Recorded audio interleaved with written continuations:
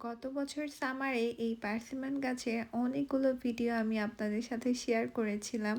আসসালামু আলাইকুম everyone, welcome করছি আমার নতুন আরেকটা ব্লগে। কেমন আছেন সবাই? আশা করছি ভালো আছেন। গত বছর সামারের এই টাইমে আমি আমেরিকায় এসেছিলাম প্রথমবার। তখন কিন্তু গাছে পার্সিমনগুলো ঠিক এই সাইজেরই ছিল।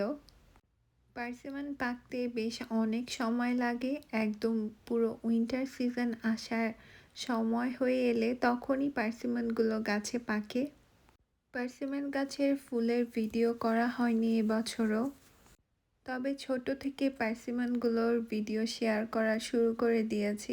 আবার যখন বড় হয়ে এগুলো পাকবে তখন নিশ্চয়ই শেয়ার করার ট্রাই করব ইনশাল্লাহ।